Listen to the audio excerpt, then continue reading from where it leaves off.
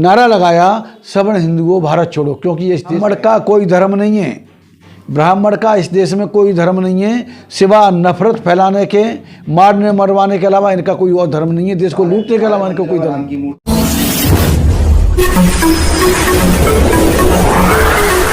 मनुस्मृति दहन नहीं। देखिए, ये 9 अगस्त 2018 को 8 अगस्त 2018 को हमने इस पर पार्लियामेंट पे दलित महापंचायत की, और दलित महापंचायत में हमने नारा लगाया सवर्ण हिंदुओं भारत छोड़ो, क्योंकि ये इस देश के रहने वाले नहीं हैं।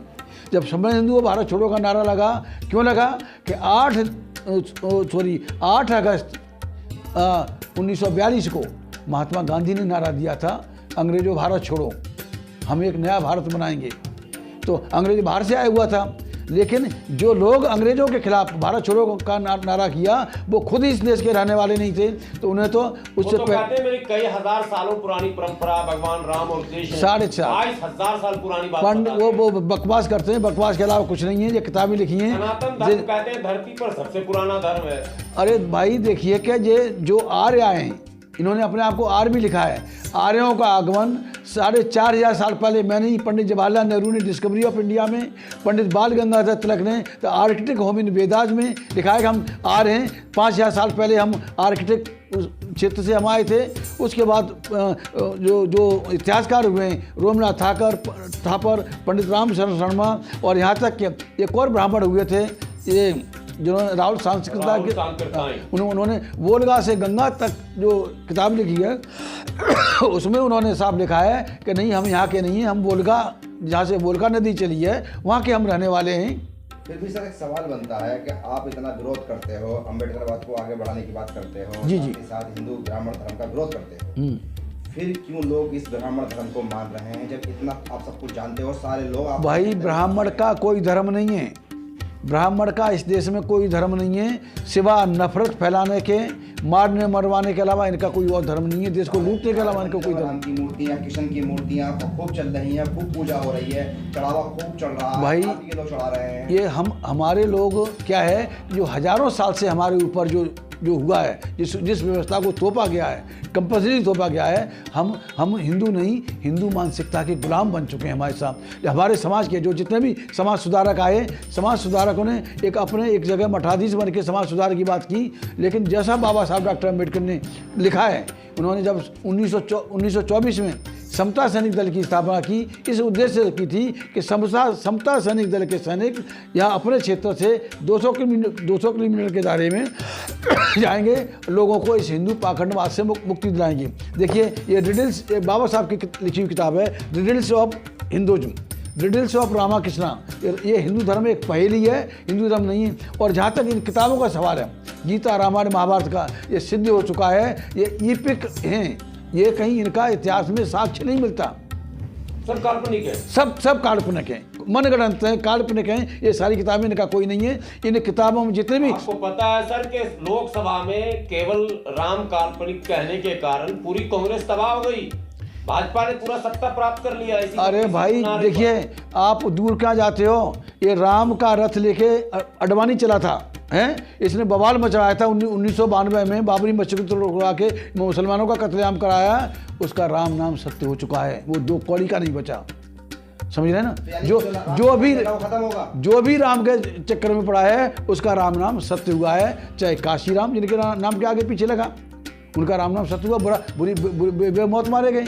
मैं वो नहीं कह रहा हूँ, सॉरी, अगर कोई अपमानजनक नहीं है। जो खुद काशी राम जी कहते थे, काशी राम का खुद कथन था कि जो राम का नाम के चक्कर में पड़ेगा, उसका राम नाम सत्य होगा।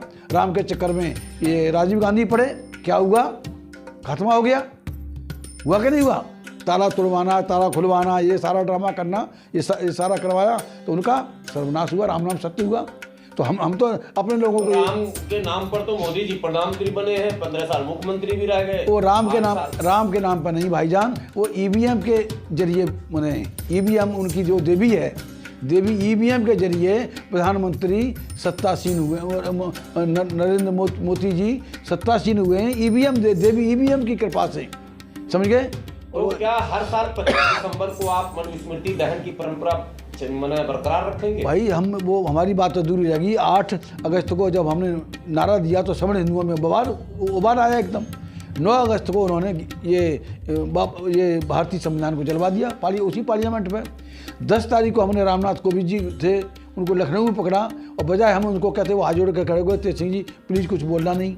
तब फिर हमने 18 अगस्त 2018 को हमने हमारी जो राष्ट्रीय महासचिव में जो उनका गीता नाम था, वहाँ तक गीता के नाम से जानी जाती थी, तो उनको और 2-4 हज़ार को ऐलानी तौर पर पोस्टर बैनर होर्डिंग सब लगा के ऐलानी तौर पर हमने ये जितने भी जो इनके धर्मशास्त्र मनुस्मृति गीता रामायण इनको लेके हमने पूरे शहर में जनाजा निकलवाया और आखिर में एक बड़े चौराहे पे इनके गीता रामायण महाभारत सारी किताबों को वहाँ जलाया। ये कहा इन किताबों से हमारा कोई लेना देना नहीं है, ये किताबें चलनी चाहिए। जानना चाह रहे हैं कि पूरे दलित और मुस्लिम और अन्य जो आप जिनको कहते हैं अति पिछड़ा, इन लोगों के लिए आपका आखिरी संदेश क्या है? भाई मेरा उनके आखिरी संदेश क्या है कि भाई अपने अहम बहम और ईसार देश को बुला के हमें एक प्लेटफार्म पे आके एक पार्टी के जरिए हमें सत्ता में अपनी भागीदारी सुनिश्चित करनी पड़ेगी।